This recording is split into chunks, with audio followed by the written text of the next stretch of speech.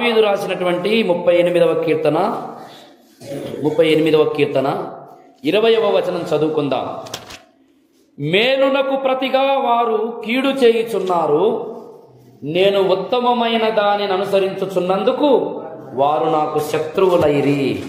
ప్రభునందు ప్రియులారా, 38వ కీర్తన 20వ వాక్యంలో దావీదు జీవితంలో దుఃఖకరమైన సందర్భాలు ఉన్నాయి, అలాగే ఆసక్తికరమైనటువంటి విషయాలు కూడా పరిశుద్ధాత్మ దేవుడు మనకు తెలియజేస్తూ ఉన్నాడు. ఈ కీర్తన ప్రత్యేకంగా 2 భాగాలు మనకు తెలియజేస్తున్నటువంటి కీర్తన.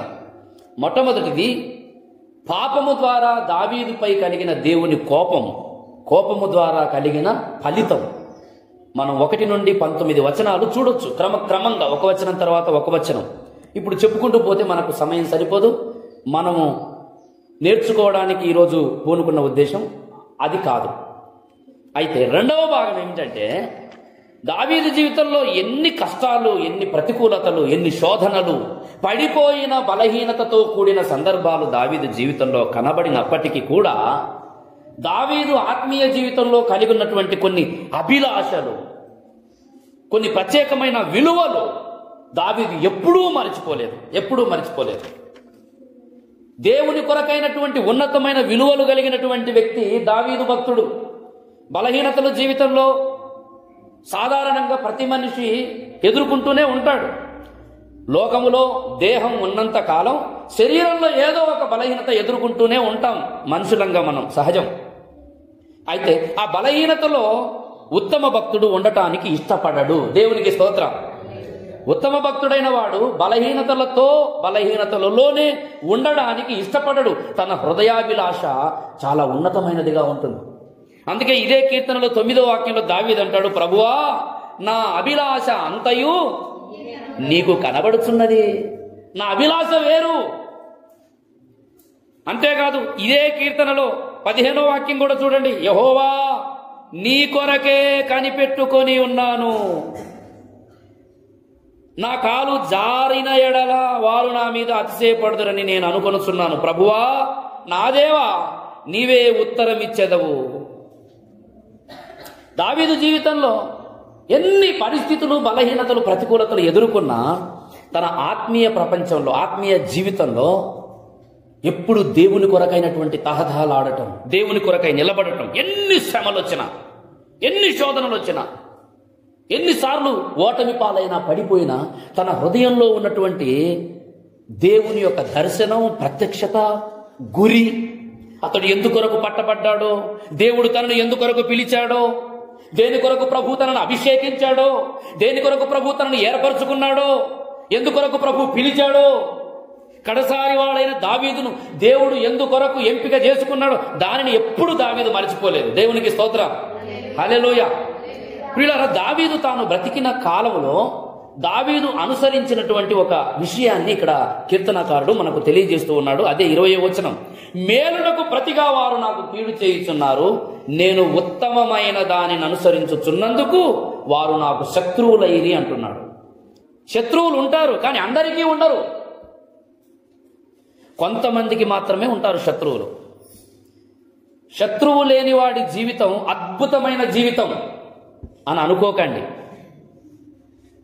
నీకెప్పుడైతే శత్రువులు, విరోధులు, నువ్వంటే పడని వారు, నువ్వంటే గిట్టని వారు, సహించని వారు ఎప్పుడైతే ఉంటారో అదే అసలు సిసలైన జీవితం. దేవునికి స్తోత్రం.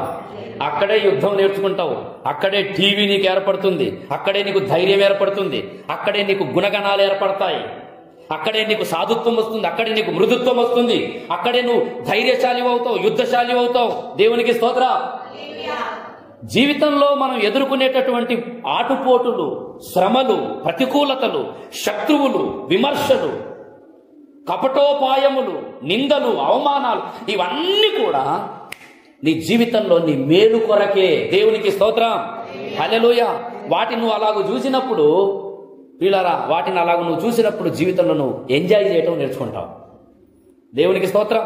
ఇక్కడ దావీదు అంటున్నాడు, నేను దావీదుకు శత్రువులు ఉన్నారంట. ఆ శత్రువులు దావీదును ద్వేషిస్తున్నారంట, కీడు కల్పించాలని ఆశపడుతున్నారంట. ఎందుకు? కారణమేమీ లేదు, నిర్హేతుకం అంటున్నాడు కదా. నేను ఉత్తమమైన దానిని అనుసరించుతున్నందుకు వారు నాకు ఎందుకు శత్రువులయ్యారో కారణం చెబుతున్నాడు.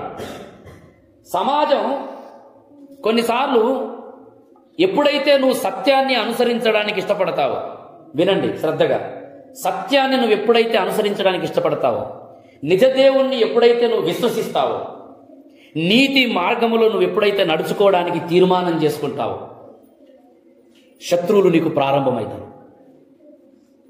దావీదుకు శత్రువులు తయారయ్యారు. ఎప్పుడు? ఉత్తమమైన దానిని అనుసరించుచున్నందుకు వారు నాకు శత్రువులైరి. ఉత్తమమైన దానిని అనుసరించుచున్నందుకు. లోకములో ఉత్తవి ఉన్నవి, ఉత్తమమైనవి ఉన్నవి. లోకంలో ఉత్త ఎన్నో ఉన్నాయి, పనికిరానివి, ఉపయోగం లేనివి, వాడుకలోనికి రానివి, ఎటువంటి మేలు కలగని లోకంలో ఎన్నో ఉన్నాయి. కానీ అటువంటి వాడికి శత్రువే ఉండడు. ప్రియ సోదరి సోదరులారా, దేవుని కొరకు ఈ లోకంలో ఉత్తమమైన భక్తిని, ఉత్తమమైన విషయాలను, ఉత్తమమైన మార్గాలను నువ్వు అనుసరించినప్పుడు నీకు శత్రువులు లేస్తారు, వ్యతిరేకులు లేస్తారు, అడ్డగించేవారు లేస్తారు, ఆటంకపరిచేవారు లేస్తారు. ఎక్కడి నుంచి లేస్తారు? నీ చుట్టే లేస్తారు. నీతో ఉండేవారే కావచ్చు, నీ ఆప్తులే కావచ్చు, కన్నవారే కావచ్చు, ఉన్నవారే కావచ్చు, అయినవారే కావచ్చు. వాళ్ళు నీకు శత్రువులు అయిపోతారు. నువ్వు ఎంచుకున్న మార్గం ఏ మార్గం? ఉత్తమమైన మార్గం. దేవునికి స్తోత్రం. దేవుడు మనలను ఉత్తమమైన వాటిలో స్థిరపరుస్తున్నాడు. హల్లెలూయా. ఉన్నత ఉపదేశమందునా సత్తువగల సంఘమందునా, ఉన్నత ఉపదేశమందునా సత్తువగల సంఘమందునా, కంచెగల తోటలోనా నన్ను స్థిరపరచినందునా, కంచెగల తోటలోనా నన్ను స్థిరపరచినందునా,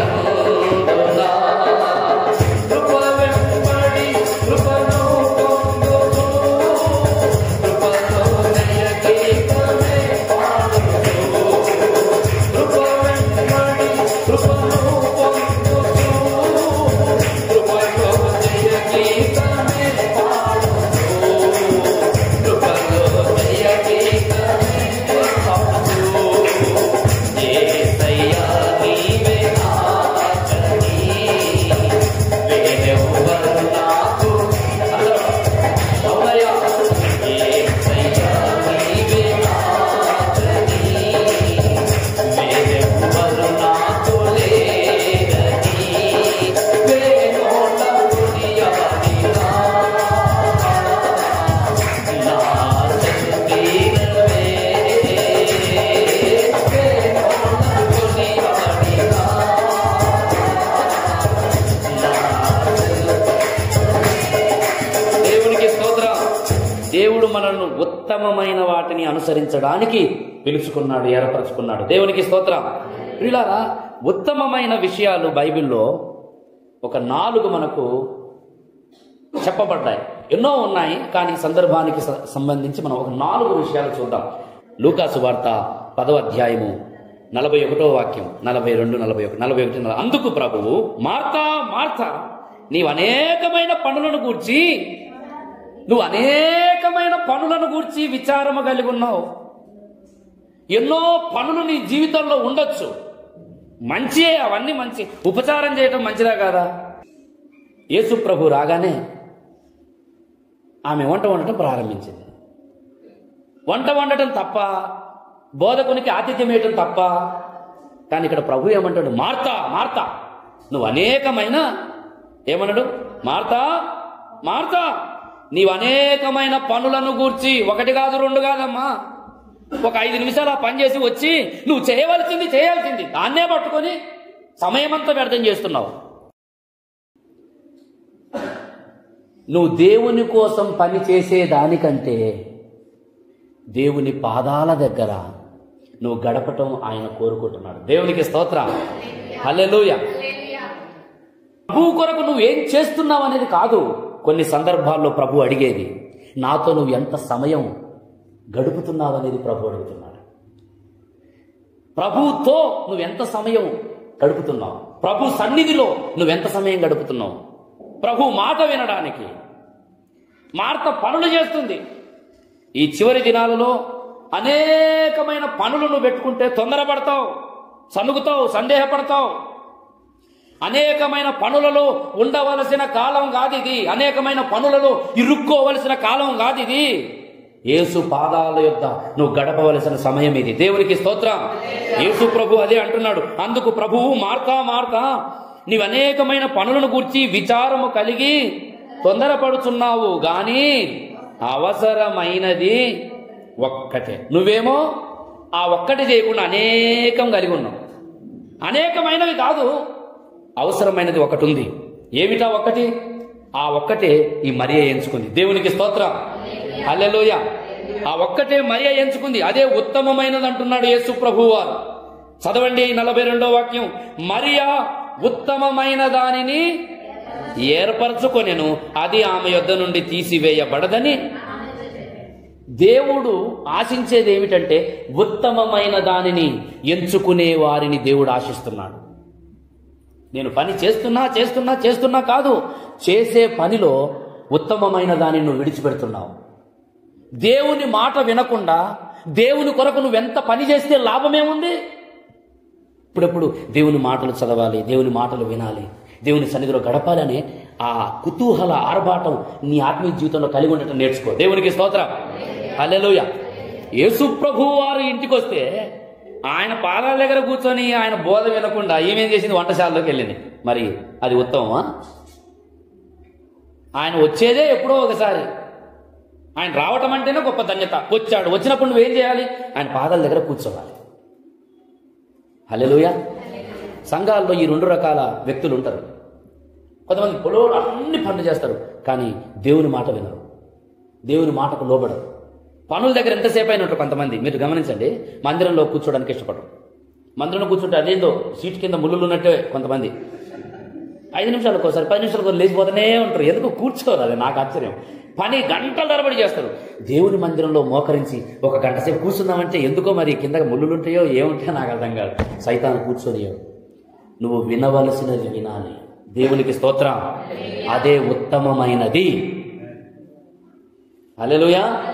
విను, యేసయ్య నీతో ఏం చెబుతున్నాడో విను. ప్రతి ఉదయం విను, ప్రతి సాయంత్రం విను, మధ్యాహ్నం విను, రాత్రి విను. ప్రభు నీతో మాట్లాడాలని ఆశపడుతున్నాడు. హల్లెలూయా. ఎలా ప్రభు నీతో మాట్లాడతాడు? ఎలా ప్రభు మాటలు నువ్వు వింటావు? దేవుని వాక్యం చదువుట ద్వారా దేవుడు నీతో మాట్లాడతాడు. ప్రార్థన చేయటం అంటేనేమో దేవునితో మనం మాట్లాడటం. వాక్యం చదవటం అంటేనేమో దేవుడు మనతో మాట్లాడటం. దేవుడు మాట్లాడే విధానం రకరకాలుగా ఉంటుంది. దేవుడు పరిస్థితుల ద్వారా నీతో మాట్లాడతాడు. పరిస్థితులు కొన్నిసార్లు నువ్వు అడుగులు వేస్తున్నప్పుడు నీకు ఆటంకం ఏర్పడుతుంది. అప్పుడు నువ్వు గమనించాలి, దేవుడు నాతో మాట్లాడుతున్నాడు. దేవుడు దూతల ద్వారా మాట్లాడతాడు, కళల ద్వారా మాట్లాడతాడు, లేఖనము ద్వారా మాట్లాడతాడు, దైవజనుల ద్వారా దేవుడు మాట్లాడతాడు. దేవుడు మాట్లాడే విధానాలు రకరకాలుగా ఉన్నాయి. నువ్వు వినగలిగితే నీ ఆత్మీయ జీవితానికి కావలసిన ప్రతి విషయం దేవుడు నీతో మాట్లాడుతూనే ఉంటాడు. దేవునికి స్తోత్రం. హల్లెలూయా. మన దేవుడు మాట్లాడే దేవుడు. ఆమేన్. పిల్లారా, నువ్వు ఎంత సమయం ఇస్తావో అంత ఉత్తమమైన వాటిని దేవుడు నీకు తెలియజేస్తాడు. నువ్వు సమయం ఎంత ఇస్తావో అంత ఉత్తమమైన వాటిని దేవుడు నీకు తెలియజేస్తాడు. మరియా ప్రభువుకు సమయం ఇచ్చింది. అసలు యేసు ప్రభువు రాగానే మరియా గుర్తుపెట్టింది ఏమిటంటే ఆయన ఏదో నాతో మాట్లాడడానికే వచ్చాడని గుర్తుపెట్టింది.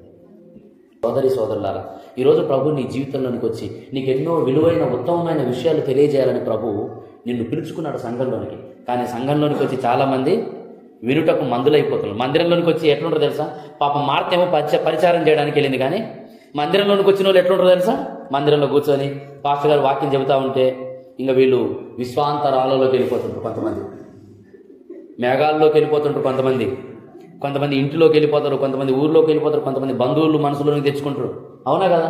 ఇక్కడ కూర్చుంటారు, బాడీ ప్రజెంట్ ఉంటుంది, మైండ్ మాత్రం ఇక్కడ కూర్చుంటారు. భలే వింటున్నట్టే ఉంటుంది. కొంతమందిని చూస్తే ఎంత శ్రద్ధగా వింటున్నట్టో, కొంతమందిని చూస్తే భలే వింటున్నారు. వీళ్ళ కోసమైనా చెప్పాలా? ఓ పాస్టర్ గారు అట్టనే చెప్పిండట. ఒక ఆమెనే వింటుందని శ్రద్ధగా వాక్యం ఇక గంట పదంగా అదే విషయం చెప్పుకుంటూ పవర్ఫుల్గా చెప్పిండట ప్రసంగం అయిపోయిన తర్వాత ఆమె బాగా విన్నది. అమ్మా వాక్యం బాగా విన్నావా అని అంటే, ఏం విన్నానో ఏమో అయ్యా, నువ్వు నుంచున్న కార్పెట్, నువ్వు నుంచున్న చాప నాది, నువ్వు ఎప్పుడు లేస్తావా చాప ఎప్పుడు తీసుకెళ్దాం అనుకుంటున్నావు అంటే ఇంతవరకు విన్నది ఏందమ్మా? అదో లోకంలో సంఘంలో కొంతమంది కూర్చొని ఉంటారు. నువ్వు ఏ లోకంలో ఉన్నావో మా లోకంలో మాత్రం ఉండకు, ఈ లోకంలోనే ఉండు. దేవునికి స్తోత్రం, హల్లెలూయా. ఇక్కడికి వచ్చి కూడా నీ సమయాన్ని వ్యర్థం చేసుకుంటూ ఉంటే ఇంకా ఉత్తమమైన విషయాలు నువ్వు ఎప్పుడు నేర్చుకుంటావు? యేసయ్య పాదాల దగ్గరే నీకు ఉత్తమమైన విషయాలు దొరుకుతాయి. మంచి విషయం. దేవునికి స్తోత్రం. ప్రపంచంలో నువ్వు ఎక్కడికి వెళ్ళినా జీవితానికి కావలసిన ఉత్తమమైన విషయాలు దొరకవు. ఇందాక బ్రదర్ పాడినట్టు అందమైన జీవితం ఎక్కడుందంట? యేసయ్యలో ఉన్నట్టే ఉత్తమమైన విషయాలు నీకు దొరకాలంటే నువ్వు దేవుని పాదాల దగ్గరకు రావాల్సిందే. హల్లెలూయా, హల్లెలూయా. మరి ఎక్కడికి వెళ్ళినా, ఏ మార్గానికి వెళ్ళినా, ఏ విధానాలు అవలంబించినా, ఎవరి చుట్టూ తిరిగినా నీ జీవితానికి ఉత్తమమైన విషయాలు దొరకవు. ఉత్తమమైన విషయాలు నువ్వు పొందాలి అంటే యేసు పాదాల యొద్ద యేసయ్య మాటలు వినటం నేర్చుకోవాలి. ఆమేన్, హల్లెలూయా. ఆయన ఉత్తమమైనది నీకు అందించేవాడు. హల్లెలూయా. దేవుని సంఘంలోనికి వచ్చి చెడిపోయేవాడు ఉండడు. దేవుని సంఘంలోనికి వచ్చి శ్రద్ధగా దేవుని మాటలు వినగలిగితే ఎప్పటికీ చెడిపోడు వాడు. ఆమేన్. వినక చెడిపోతారు కొంతమంది. సంఘంలోనికి వస్తారు కానీ వినరు. సంఘంలోనికి వస్తారు, నిద్రపోతారు. సంఘంలోనికి వస్తారు, అధోలోకంలో ఉంటారు. అందుకే నీ జీవితంలో ఉత్తమమైన విషయాలను గ్రహించలేకపోతున్నావు. దేవుడు ఉత్తమమైనవి నీకు బోధిస్తూనే ఉన్నాడు. ఆది నుండి దేవుడు ఉత్తమమైన విషయాలను బోధిస్తూనే ఉన్నాడు. మీకా గ్రంథం 6వ అధ్యాయం దయచేసి చూడండి. మీకా గ్రంథము 6వ అధ్యాయము చూడండి, 8వ వాక్యం, 6:8. మనుష్యుడా ఏది ఉత్తమమో, అబ్బా దేవుడు చెబుతున్నాడు, మనుష్యుడా ఏది ఉత్తమమో అది నీకు తెలియచేయబడి ఉన్నది. న్యాయముగా నడుచుకొనుటయు, కనికరమును ప్రేమించుటయు, దీన మనస్సు కలిగి నీ దేవుని ఎదుట ప్రవర్తించుటయు, ఇంతే కదా దేవుడు అడుగుతున్నాడు. ఉత్తమమైనది దేవుడు తెలియజేసి అడుగుతున్నాడు. కానీ అనుసరించటంలో, అంగీకరించటంలో మనిషిలోనే వ్యత్యాసం ఉంది. ప్రియులారా, బేతనీయకి వెళ్ళాడు, ప్రభు ప్రార్థనా కూడిక పెట్టాడు. ఆ కూడికలో ఒక ఆమెమో వంట పని, ఇంటి పని చేసుకుంటుంది, ఇంకొక ఆమెమో ఆయన మాట వింటుంది. దానినే యేసు ప్రభు ఆమోదించాడు. మరియా ఉత్తమమైనది ఏర్పరచుకుంది అని. దేవునికి స్తోత్రం, హల్లెలూయా. ఉత్తమమైనది మనము ఏర్పరచుకునే వారంగా ఉందుముగాక. హల్లెలూయా. ఉత్తమమైన దానిని మనము ఏర్పరచుకుందుముగాక. ఉత్తమమైన వాటి యందు అభిలాష కలిగి ఉందుముగాక. ఉత్తమమైన వాటిని అనుసరించుదుముగాక. ఆమేన్, హల్లెలూయా. కీర్తనాకారుడు అంటాడు 119:39. చూడండి దయచేసి. కీర్తన 119:39 ఒక అద్భుతమైన మాట అంటాడు. నీ న్యాయ విధులు ఉత్తములు, నాకు భయము పుట్టించుచున్న నా అవమానమును కొట్టివేయుము. నీ న్యాయ విధులు ఉత్తములు, నీ న్యాయ విధులు ఉత్తమములు. దేవుని మాటలు ఉత్తమమైనవి. అవి వినటానికి నువ్వు ఇష్టపడగలిగితే నీకు ఉత్తమమైన జీవితం అనుగ్రహించబడుతుంది. Praise the lord. దేవునికి స్తోత్రం. మొట్టమొదటిది దేవుని మాటలు వినుట ఉత్తమమైనది. దాన్ని నువ్వు ఎంపిక చేసుకో, దాన్ని ఏర్పరచుకో. ఎంత సమయమైనా బాధలేదు, కూర్చో. పిచ్చాపాటి మాట్లాడడానికి ఎంతో సమయాన్ని వెచ్చిస్తాం. దేవుని మాటలు వినటానికి సమయాన్ని వెచ్చించు. అదే నీ జీవితానికి ఎంతో ధన్యకరమైనది. ప్రతిరోజు దేవుని మాటలు వినటానికి సమయం వెచ్చించండి. ఎవరి జీవితంలోనైతే ప్రతిరోజు దేవుని మాటలు వినటానికి సమయం వెచ్చిస్తారో వారి జీవితం ఆశీర్వాదకరంగా మారుతుంది. వారి జీవితం పంట మీద కట్టబడ్డ ఇంటి వల్లే ఉంటుంది. దేవునికి స్తోత్రం. వారి జీవితం నీరు కట్టిన తోట వలె ఉంటుంది. హల్లెలూయా. బండ మీద ఇల్లు కడితే గాలి వచ్చిన తుఫాన్ వచ్చినా కదలదు, ఇసుక మీద కట్టుకుంటే కుప్ప కూలిపోద్ది. దేవుని మాటల ప్రకారం ప్రవర్తించేవాడు బండ మీద ఇల్లు కట్టుకున్న మనిషిని పోలి ఉన్నాడంటాడు యేసు ప్రభు. నీరు కట్టిన తోట ఎప్పుడు పచ్చగా ఫలభరితంగా ఉంటుందో దేవుని మాటలు వినేవాడి జీవితం కూడా ఫలభరితమైన జీవితంగా ఉంటుంది. దేవునికి స్తోత్రం. కీర్తన 1:3 అంటాడు కదా, దివారాత్రములు యెహోవా ధర్మశాస్త్రమునందు ఆనందించుచు దానిని ధ్యానించువాడు నీటి కాలవల యోరన నాటబడిన చెట్టు వలె ఉంటాడంట. వినవలసిన యేసయ్య మాటలు వినకుండా ఉత్తమమైన జీవితాన్ని నేను ఎట్లా పొందాలి? ఉత్తమమైన జీవితం పొందాలంటే వాక్యం చదువు, వాక్యం విను, సమయం తీసుకో, శ్రద్ధ కలిగి ఉండు. నీ జీవితంలో ఉత్తమమైన విలువలను పొందుకుంటావు. దేవునికి స్తోత్రం. హల్లెలూయా. రెండవది ఉత్తమమైనది ఏమిటంటే రోమాపత్రిక దయచేసి చూడండి 10వ అధ్యాయం 15వ వాక్యంలో మరొక విషయాన్ని తెలియజేస్తూ ఉన్నాడు. రోమాపత్రిక 10వ అధ్యాయము 15వ వాక్యం. ప్రకటించని వారు పంపబడని ఎడల ఎట్లు ప్రకటించుదురు? ఇందు విషయమై ఉత్తమమైన వాటిని గూర్చిన సువార్త ప్రకటించు వారి పాదములెంతో ఉత్తమమైన వాటిలో ఒకటేమిటి? యేసయ్య మాట వినటం, బోధ వినటం మొట్టమొదటిది. ఏమండి? ఆ బోధ వినటానికి నువ్వు ఎంత సమయమైనా వెచ్చించాలి, వేగిరపడాలి, ఆశపడాలి, వినాలి వినాలి వినాలనే ఆశ. రెండవది ప్రకటించటం, సువార్త ప్రకటించటం. సువార్త ప్రకటించటం ఉత్తమమైనది. ఉత్తమమైన కార్యాలలో సువార్త ప్రకటించటం ఒకటి. మేము ఎందుకు ప్రతి నెల డబ్బులు వెచ్చించుకొని సుమారు 3,500 రూపాయలు సొంతగా నేను నా డబ్బులు ఖర్చు పెట్టుకొని అరకు ప్రాంతానికి సుమారు 2,500 కిలోమీటర్లు రానుబోను ప్రతి నెల చివరి వారం వెళ్తుంటాను. ఎందుకు వెళ్తుంటా? ఎందుకు? ఉత్తమమైనది కాబట్టి. అది దేవునికి స్తోత్రం. సువార్త ప్రకటించుట అనేది ఉత్తమమైన కార్యం. దానికోసం నేను ఎంత డబ్బైనా వెచ్చిస్తా, దానికోసం నేను ఎంత ఖర్చైనా పెడతా, నష్టమైనా బాధలేదు, నేను సువార్త ప్రకటిస్తా. ఎందుకు? సువార్త ప్రకటించుట ద్వారా సువార్తలో దేవుని మహిమ ఉంది, సువార్తలో గొప్ప రక్షణ ఉంది. ఆ సువార్త ద్వారానే నేను ఈరోజు రక్షణ పొందుకున్నాను. ఉత్తమమైనది సువార్త. సువార్త కోసం నువ్వు ఎంత వెచ్చించినా నువ్వు ధన్యుడు అయిపోతావు. దేవునికి స్తోత్రం. హల్లెలూయా. ఎందుకు ఉత్తమమైనదంటే ఆ సువార్తలోనే శిలువ త్యాగం ఉంది, ఆ సువార్తలోనే యేసయ్య ప్రేమ ఉంది, ఆ సువార్తలోనే అన్యజనులకు రక్షణ ఉంది, ఆ సువార్త ద్వారానే మనుషులు నిత్య మహిమను స్వతంత్రించుకుంటారు. సువార్తే గనక లేకపోతే ఈరోజు నువ్వు నేను ఇక్కడ ఉండేవాళ్ళం కాదండి. ఉత్తమమైనది సువార్త. దానికోసం నువ్వు ఏదైనా చేయడానికి సిద్ధపడాలి. నేను ఆ మధ్య కొంతమందికి చెప్పా, నేను ప్రతి నెల వెళ్ళే సువార్తకు మీలో కొంతమంది సహకరించండి, కాస్త భారం అవుతుంది నాకు అన్నప్పుడు కొంతమంది ఆ సువార్త కోసం సహకరిస్తున్నారు. అందుకు దేవునికి స్తోత్రం. హల్లెలూయా. కాబట్టి ఉత్తమమైన వాటి యందు నువ్వు ఆశపడు. ఉత్తమమైనది నువ్వు అనుసరిస్తున్నప్పుడు శత్రువులు ఎదురవుతారు. సువార్త ప్రకటిస్తే ఎంతమంది శత్రువులు రారు? ఇప్పుడు చెప్పండి. దావీదు అదే అన్నాడు 38వ కీర్తన 20వ వచనంలో, నేను ఉత్తమమైన దానిని అనుసరించుచున్నందుకు వారు నాకు శత్రువులైరి. సువార్త విరోధులు ప్రపంచవ్యాప్తంగా ఈరోజు పుట్టగొడుగులాగా పుట్టుకొస్తున్నారు. సువార్తకు వ్యతిరేకం.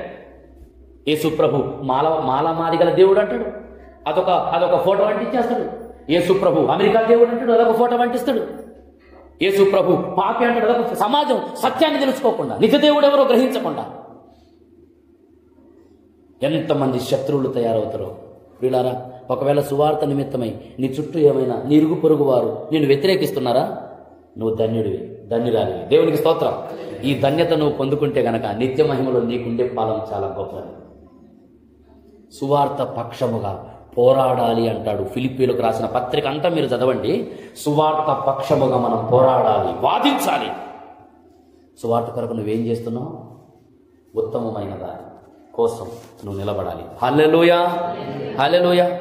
ఇంకొక మాట కూడా ఉంది, ఇంకొక మాట. అదే రోమాపత్రిక 12వ అధ్యాయము 2వ వాక్యం చూడండి. మీరు ఈ లోక మర్యాదను అనుసరింపక ఉత్తమమును అనుకూలమును సంపూర్ణమునయున్న దేవుని చిత్తమేదో పరీక్షించి తెలుసుకున్నట్లు మీ మనస్సు మారి నూతన ఒకటి వలన రూపాంతరం పొందుడి అన్నాడు. ఉత్తమమైన విషయాలలో మూడవది ఏమిటంటే ఈ లోక మర్యాదను అనుసరింపకుండా దేవుని చిత్తాన్ని మనం చేయటం అనేది ఉత్తమమైనది. లోకములో ఎన్నో విషయాలుంటాయి. నువ్వు లోకములో కలిసినప్పుడు లోకం నిన్ను మెచ్చుకుంటుంది, కానీ లోకాన్ని నువ్వు వ్యతిరేకిస్తే అది నిన్ను బట్టి నొచ్చుకుంటుంది. లోకములో మనం ఎన్నో వ్యతిరేకించవలసినవి ఉన్నవి. మనం లోకములో నుండి ఏర్పరచబడ్డవారు. మనం లోక సంబంధులం కాదు. లోక ఆచారాలు, లోక మర్యాద, లోక పద్ధతులు, లోక మాలిన్యం, లోక సాంప్రదాయాలు, లోక వ్యవహారాలు అన్నిటి నుండి విడుదల పొంది దేవుని సంబంధులంగా మనం ఉన్నాం. లోకములో ఉంటూ లోకములో ఉన్నదేది నీలో లేకుండా జీవించాలి. అదే ఉత్తమమైనది. దేవునికి స్తోత్రం. నేనేం చెప్పాను? లోకములో ఉండాలి, కానీ లోకములో ఉన్నదేది నాలో ఉండకూడదు. అదే ఉత్తమమైనది. ఎందుకు? నేను దేవుని చిత్తము అనే ఉత్తమమైన మార్గమును చేయడానికి పిలువబడ్డాను. లోకములో నువ్వు ఉన్నావు, స్నేహితులు ఉంటారు, బంధువులు ఉంటారు, ఇరుగు పొరుగు వారు ఉంటారు, ఈ మార్గాన్ని ఇష్టపడని వారు ఉంటారు, ఈ మార్గాన్ని వ్యతిరేకించే వారు ఉంటారు. వాళ్ళందరితో ప్రేమగా ఉండాలి, మంచిగా ఉండాలి, పలకరించాలి, కార్యక్రమాలలో పాలు పొందాలి. అయితే వాటి ద్వారా ఎక్కడ కూడా నువ్వు అపవిత్రపరచబడకుండా జాగ్రత్త పడాలి. దేవునికి స్తోత్రం. వారి మధ్యలో దేవుని చిత్తము అంటే ఏమిటో నువ్వు చేసి చూపించాలి. నిన్ను చూసినప్పుడు వీరు దేవుని చిత్తమును చేసే ప్రజలు అని సాక్ష్యం ఇవ్వాలి. నేను ఒకప్పుడు నా చిత్తాన్ని అనుసరించా, ఒకప్పుడు నా ఇష్టానుసారంగా బ్రతికా, ఒకప్పుడు మనుషులకు నచ్చిన కార్యకలాపాలలో జీవించా, మనుషులను సంతోషపెట్టడానికి బ్రతికా. కానీ ఇప్పుడు నేను ఉత్తమమైన దేవుని చిత్తమును చేయడానికి సమర్పించుకున్నా. దేవునికి స్తోత్రం. హల్లెలూయా. ఉత్తమమైన దేవుని చిత్తం మాత్రమే చేయడానికి నేను సమర్పించుకున్నా. నడిపించు నానావా అనే పాటలో చివరి వచనం, ప్రభు యేసుని శిష్యుడనై ప్రభు ప్రేమలో పాతుకొని ప్రకటితును లోకములో పరిశుద్ధుని ప్రేమ కథ, పరమాత్మ ప్రోక్షణతో పరిపూర్ణ సమర్పణతో ప్రాణంబును ప్రభు కొరకు పానార్పణము చేస్తూ. పానార్పణం అంటే నీళ్లు పోసినట్టు నా ప్రాణాన్ని దేవుని కోసం అర్పించేస్తా. ఒకప్పుడు నేను లోకానికి శిష్యుణ్ణి, ఒకప్పుడు లోక ఆచారాలకు శిష్యుణ్ణి, ఒకప్పుడు లోక సంబంధమైన విషయాలకు, వ్యవహారాలకు, వ్యక్తులకు నేను దాసుల్ని. కానీ ఇప్పుడు నా ప్రభు వాటన్నిటి నుంచి విడిపించి తనకు దాసునిగా చేశాడు, తన శిష్యునిగా చేశాడు, తన కుమారునిగా, తన కుమార్తెగా నన్ను చేశాడు. కాబట్టి ఇక మిగిలిన ఈ జీవిత కాలమంతా ఉత్తమమైన దేవుని చిత్తము చేయడానికి మాత్రమే నన్ను నేను సమర్పించుకుంటాను.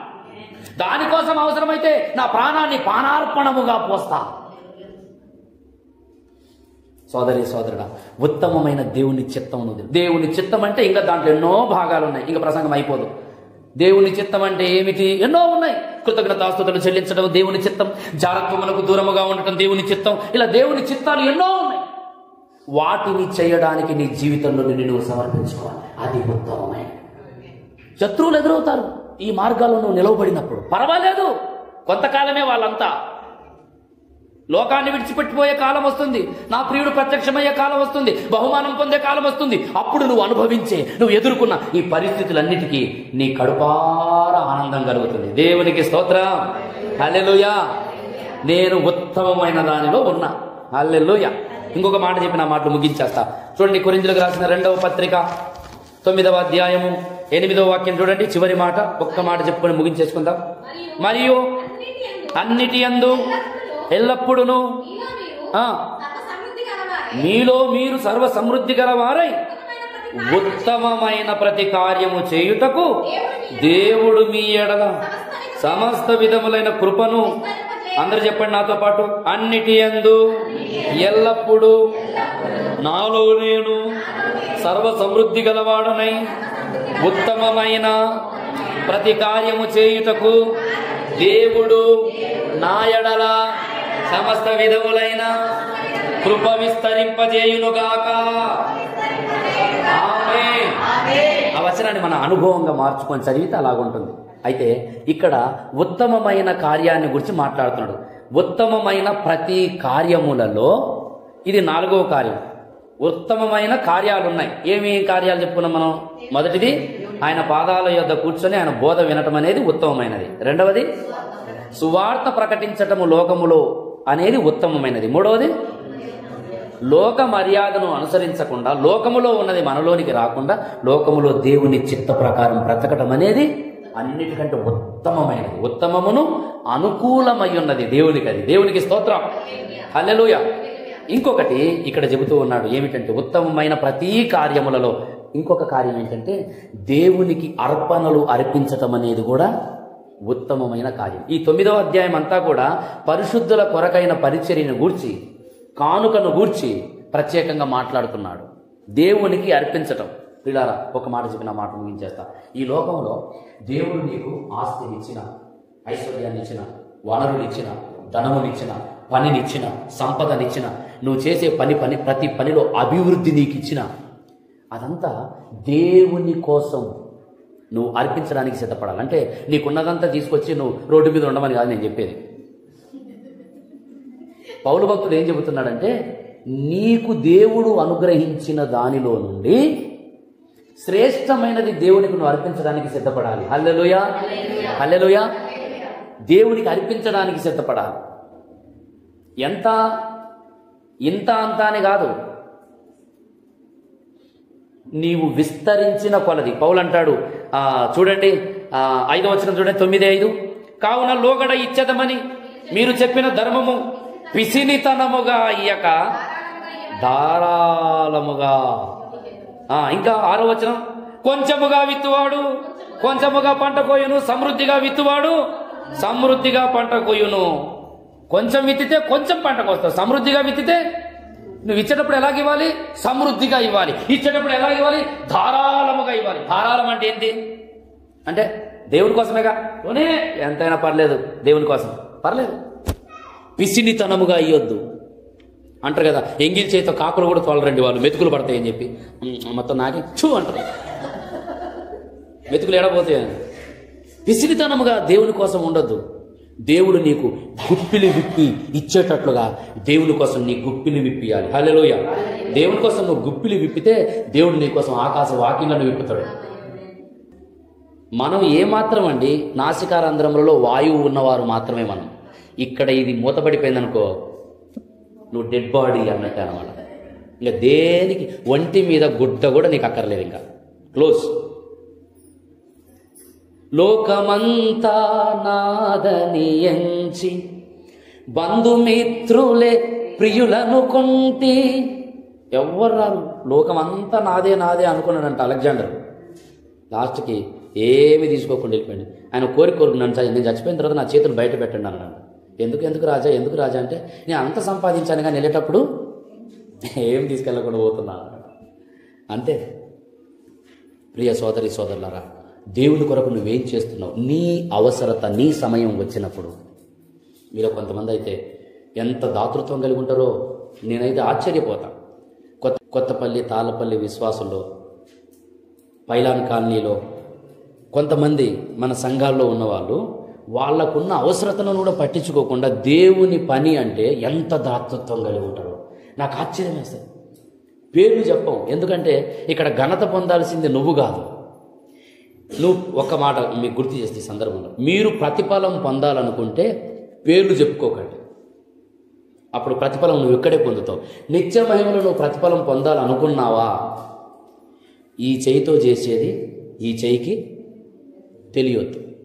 ఈ చేయితో దేవునికి 1000 రూపాయలు ఇచ్చావనుకో, ఈ చేయితో తెలియకుండా ఇవ్వాలి. ఎట్లా? లెక్క పెట్టద్దు ఇంకా దేవునికి ఇచ్చేటప్పుడు. కొంతమంది దేవునికి ఇచ్చేటప్పుడు జోబులో చేపెట్టి వెతుకుతుంటారు. వెతికి భలే పట్టిండి అనుకుని కానుక పెట్టేస్తే కన్న అంటారు, గంట పోగినట్టు. ఎంతో వేసిన ఫీలింగ్. పాస్టర్ గారు ప్రార్థన చేయండి, మా అబ్బాయి కొరకు, అమ్మాయి కొరకు, మా ఇంటి కొరకు, అల్లుడి కొరకు, కోడల కొరకు, కూతురు కొరకు, పిల్లల కొరకు, మనవరాల కొరకు ప్రార్థన చేయండి కానుక పెట్టి. తీరా కానుక చూస్తే 20 రూపాయలు. ఇక్కడ కానుక 20 10 ముఖ్యం కాదు, ఎలా ఇవ్వాలో తెలుసా కానుక. ఇక్కడ పౌలే అంటుండు 7వ వచనం చూడండి, 9-7. సనుగు కొనకయు బలవంతముగా కాకయు ప్రతివాడును తన హృదయములో నిశ్చయించుకొనిన ప్రకారము ఇయ్యవలెను. ఎలాగివ్వాలంట? నిశ్చయించుకొనిన 4 విషయాలు చెబుతున్నాడు. దేవునికి నువ్వు ఇచ్చేది ఉత్తమమైనది. ఆ ఉత్తమమైనది నువ్వు ఇచ్చేటప్పుడు ఎలా ఇవ్వాలి అంటున్నాడంటే 4 చెబుతున్నాడు. 1 ధారాళముగా ఇవ్వాలి, 2 సమృద్ధిగా ఇవ్వాలి, 3 నిశ్చయించుకొనిన కొలది ఇవ్వాలి, 4వది చూడండి 8వ వచనం, 7వ వచనమే. దేవుడు ఉత్సాహముగా ఇచ్చువానిని. ఎలా ఇవ్వాలంట? ఉత్సాహముగా ఇవ్వాలంట. దేవునికి ఇచ్చేటప్పుడు సనుగొద్దు, గుణగొద్దు, బాధపడొద్దు. ఏమో నాకున్నది నేను అనవసరంగా దేవునికి ఇచ్చిన, నా పిల్లలకు ఉంచుకున్నా బాగుండు, బాధపడొద్దు. అరిమత యోసేపు యేసుప్రభువు వారు శిలువ మరణం పొందిన తరువాత తాను తొలుచుకున్న సమాధిని ప్రభువుకి ఇచ్చాడు కదా. తాను తొలుచుకున్న సమాధి ప్రభువుకి ఇచ్చాడు. కానీ ప్రభు దాన్ని తీసుకున్నాడా? 3 రోజులు మాత్రమే వాడుకున్నాడు. ఆ సమాధి ప్రపంచ చరిత్రకెక్కేటట్టు చేశాడు. దేవునికి స్తోత్రం, హల్లెలూయా. అబ్రహాము దేవునికి తన కుమారుణ్ణి అర్పించడానికి ఇష్టపడ్డాడు. ఒక్కగానొక్కడై ఉన్న కుమారుణ్ణి ఇచ్చాడు. కానీ దేవుడు దాన్ని తీసుకోకపోగా పైపెచ్చు అబ్రహాముకి ఎంత ఇచ్చాడు? ఒక్కడినిచ్చాడు. దేవుడు ఎంత ఇచ్చాడు? ఆకాశ నక్షత్రముల కంటే ఎక్కువగా ఇచ్చాడు. నువ్వు ఇచ్చేది దేవునికి కొద్దిదే. ఆకాశ మహాకాశాలు కలుగజేసిన దేవునికి ఏమి ఇవ్వగలమండి? మన జీవితాలను బాగు చేసిన దేవునికి ఏమి ఇవ్వగలం? మన మతిని, మన గతిని, మన స్థితిని మార్చిన దేవునికి ఏమి ఇవ్వగలం? ఏమి ఇవ్వగలనయ్యా నా యేసయ్యా నీవు చేసిన మేలులకై. నేనేమి ఇవ్వగలనయ్యా నా యేసయ్యా నీవు చేసిన మేలులకై. గతిలేని పయనంలో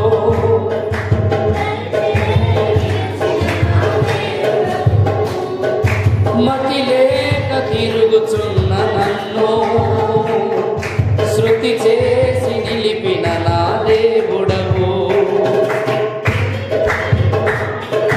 పయనములో చేరి నిలిచిన నా దేవుడవు.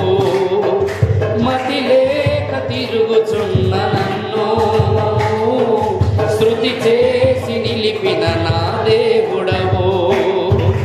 ఎందుకింత నాపైన ఈ ప్రేమ వర్ణించలేను నా యేసయ్యా.